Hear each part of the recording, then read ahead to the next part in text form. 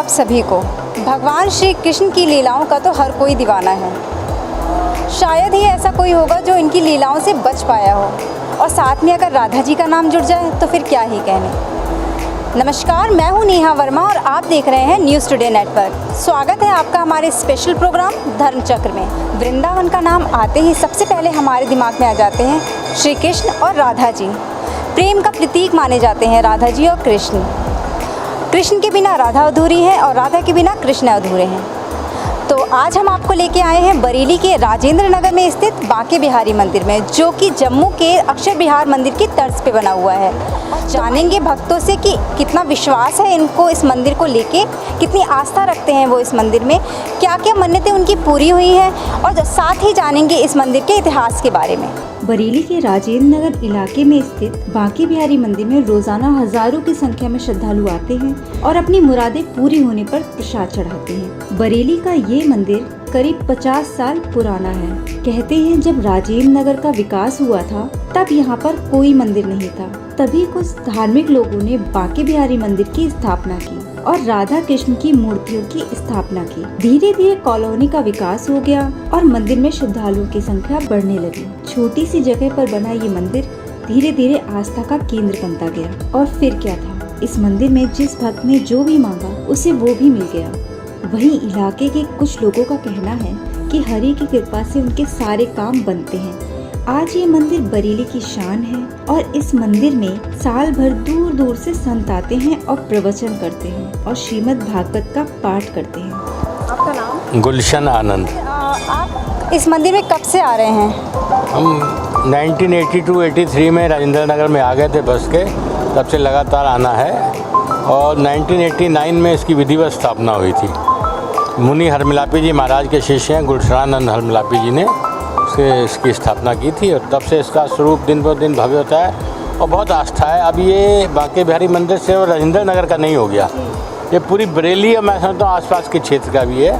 तो यहाँ लोग आते हैं। अब मुझे लगता है कि लोगों को यहाँ से कुछ प्राप्त भी होता है। जी बिल्कुल। मैं आपसे जानना चाहूँगी कि यहाँ पे जैसे जब आयोजन होते हैं, जन्माष्टमी होता है, कोई पर्व होता है, तो किस प्रकार की छटा होती है, किस प्रकार का आयोजन होता है इस मंदिर में? मंदिर समिति में बहुत धार्मिक लोग जुड़े हुए हैं और मुझे लगता है कि अर्थ की भी कोई कमी नहीं है, दानदाता बहुत हैं। भव्य कार्यक्रम होते हैं और कोई ना किसी अखिल भारतीय स्तर के भजन गायक को उन सबको बुलाते हैं। स्वर्गीय विनोद अग्रवाल जी भी यहाँ होकर गए हैं। बड़ा अच्छा भव्य कार्यक्रम हुआ था।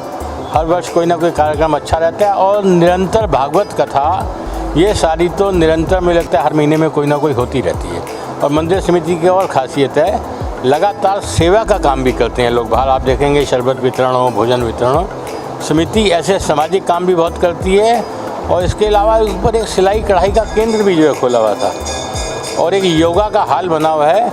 उसमें भी जो लोग स्वयं आते हैं, सीखना चाहते हैं, कराना चाहते हैं, खुद करना चाहते हैं, उनके लिए भी खुलाता है। और एक डिस्पेंसरी बहुत ही अच्छी बनी हुई है और इस तरीके के बहुत कार्य होते रहते हैं। सामाजिक धार्मिक कार्य लगातार सेवा के काम बांके बिहारी मंदिर की समिति जो है करती रहती है। हुई हो या फिर कोई ऐसा कोई किस्सा हो जो आप हमें बताना चाहें इस मंदिर को लेके?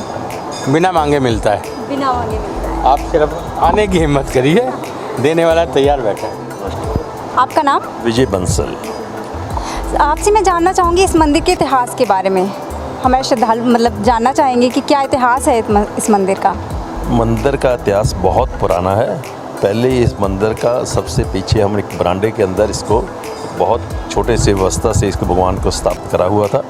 उसके बाद जो जो टाइम बीतता गया इसको नवीकरण करते रहे, इसका विस्तार करते रहे।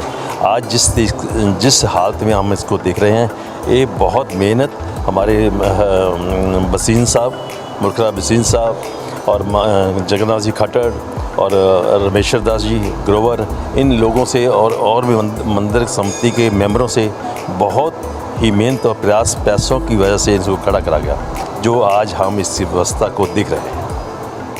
मेरा नाम मनोहर लाल धीरवानी।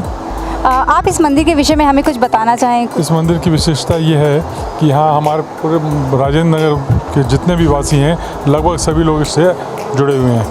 हम लोग भी कई सालों से जुड़े हुए हैं। अभी हम लोग मंदिर कमेटी में हैं और ये मंदिर के जो जीर्णोद्धार किया गया था 89 से लेकर अब 5-15 साल पहले इसका पूरा विशाल रूप दिया गया है। और धीरे धीरे इसका विस्तार किया जा रहा है। अब सेंट्रल एयर कंडीशन लगाया हुआ है और आप देख रहे हैं इसका भव्य रूप। अभी इसकी डेकोरेशन पे ही करीब 25-30 लाख रुपए खर्च किए गए हैं और ये मंदिर जो है आस्था के केंद्र है। आपका नाम? अश्विनी अरोरा। इतनी आस्था रखते हैं आप इस मंदिर से, विश्वास कितना है? आस्था का प्रश्न जो है, भगवान में आस्था तो हर हिंदू व्यक्ति की है और होनी भी चाहिए। रही बात, मैं आपकी जानकारी में एक बात दे दूं, वृंदावन में श्री बांके बिहारी मंदिर के बाद उत्तर प्रदेश में शायद बांके बिहारी जी का सबसे विशाल मंदिर यही बरेली में है और यहाँ निरंतर बढ़िया बढ़िया प्रोग्राम होते रहते हैं।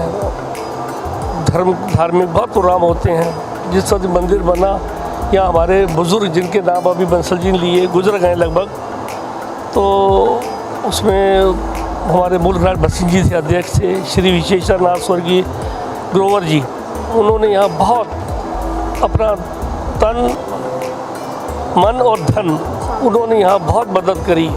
इस मंदिर को विस्तार में उनका सबसे ज़्यादा योगदान रहा। आज उनके पुत्र यहाँ हमारे श्री विनोद ग्रोवर जी अध्यक्ष हैं हमारे मंदिर के, वो भी बहुत तन मन धन से यहाँ की देख रहे हैं और दिन प्रतिदिन मंदिर में विकास हो रहा। आप खूबसूरती देखिए, सुंदरता के मामले में राजस्थान से कारीगर मंगवाए, सारा पत्थर जितना है जी सब तकरीबन हमारा जिस वक्त ये हमने प्रोजेक्ट चालू किया 1 करोड़ के आसपास हम लोग इस मंदिर में खर्च करा चुके हैं और सब श्रद्धालु आते हैं, दान देते हैं। कोई अपना व्यक्ति किसी का कोई एहसान नहीं है, तो प्रभु की असीम कृपा है। बहुत श्रद्धालु आते हैं, बहुत कृपा है भगवान। नमस्ते, आपका नाम? नीता मिश्रा। मैं आपकी इस मंदिर को लेके क्या आस्था है? कब से आ रही हैं इस आप मंदिर में? हो गए 20-21 साल हो गए। हाँ, 2 टाइम आते हैं, 11 बजे आते हैं, सुबह 7:30 बजे आते हैं। कुछ भी बात पूछनी होती है हम इनसे पूछते हैं, जवाब मिलता है। कोई मन्नत हो ऐसी जो आपकी पूरी हुई हो? हमारे हस्बैंड बहुत बीमार थे, सीरियस थे, वो सही हो गए। आपका नाम? मेरा नाम पंकज है और मैं यहीं पास में रहता हूँ रठौरा से। और इस मंदिर में घूमने का बहुत पहले से मन था, लेकिन आज जब हमें भगवान के आशीर्वाद से ये संतान मिली है तो हम इन्हें दर्शन कराने लाए हैं। और अच्छा मंदिर है, बहुत दूर दूर से लोग यहाँ आते हैं, बहुत पुराना मंदिर है, काफ़ी लोगों की आस्था है इस मंदिर से और अच्छे अच्छे यहाँ पे प्रोग्राम त्यौहार वो बहुत बढ़िया से मनाए जाते हैं। राधे राधे। तो मैं आपसे जानना चाहूँगी कि इस मंदिर के इतिहास के बारे में और कितनी श्रद्धा है भक्तों की इस मंदिर को लेकर? सर्वप्रथम तो मैं आपसे कहना चाहूँगा कि मुझे आए हुए यहाँ ज़्यादा समय नहीं हुआ, विगत 5 वर्ष ही हुए हैं, लेकिन जो यहाँ के बुज़ुर्ग लोग हैं और जो हमारे ज्येष्ठ पुजारी पद पे आसीन परम पुजारी श्री राम अवध मिश्रा जी, उनके मुखारविंद से मैंने इस मंदिर की बहुत सारी विशेषताएं सुनी हैं। सर्वप्रथम तो मैं आपको बताना चाहूँगा कि पूरी बरेली ज़िला के अंदर आप हमारे ठाकुर जी के जैसा स्वरूप कहीं भी नहीं पाएंगे। ये हमारे मंदिर की एक विशेष बात है। और दूसरी बात ये है कि इस मंदिर में जो एक सेवादार भी हैं, उनका भी कहना ये है कि जब वो कहीं सर्विस किया करते थे तो उन्हें ये मंदिर स्वप्न में दिखाई दिया और स्वप्न में दिखने के बाद उन्हें ये संकेत हुआ कि आप बांके बिहारी मंदिर जाएं और वहाँ सेवा करें। तब से लगभग आज तक वो यहीं पर सेवारत हैं। और जो हमारे ज्येष्ठ पुजारी जी हैं, उनके तो कर कमलों द्वारा इस भव्य भवन का निर्माण हुआ है और ये जो स्वरूप का चयन है वो भी उन्हीं के द्वारा किया गया है। लेकिन ऐसा कहते हैं कि यहाँ पे जो भी भक्त आता है और जिस प्रकार की मन्नत को मांगता है वो उसकी कम समय में ही उसे प्राप्त होती है। और मैं कहना चाहूँगा, जैसा कि आप लोग आजकल जानते हैं, कलयुग केवल नाम आधारा, सुमिर सुमिर नर उतरहि पारा।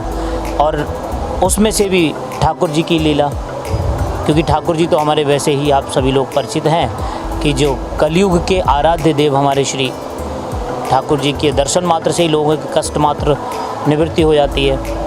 तो ऐसे यहाँ भक्तों का हमेशा तांता लगा ही रहता है। प्रायः तो कृष्ण जन्माष्टमी पे सभी ठाकुर मंदिरों में भीड़ लगती है, परंतु हमारे यहाँ की जो भीड़ है उसको अगर आप उस समय में देखेंगे तो आप भी कहेंगे हाँ भाई क्या नज़ारा है। उस टाइम अगर आप ठाकुर जी के स्वरूप का दर्शन भी करेंगे तो आप नित्य प्रति दर्शन कीजिए और कृष्ण जन्माष्टमी पर आकर के दर्शन कीजिए तो आपको लगेगा कि इनमें कुछ परिवर्तन है। उस समय का जो रूप स्वरूप और भगवान की छवि होती है उसकी आभा ही अलग है। और उस समय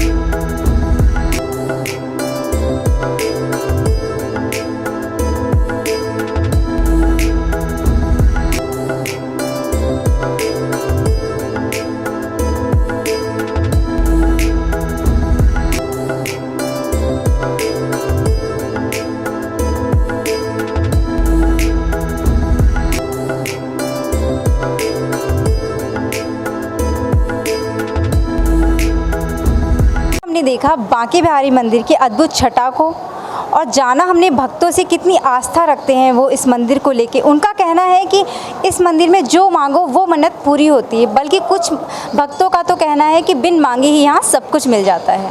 तो इस तरीके के प्रोग्राम के लिए देखते रहिए हमारा स्पेशल प्रोग्राम धर्मचक्र से। मैं Neha Verma, news today network के साथ।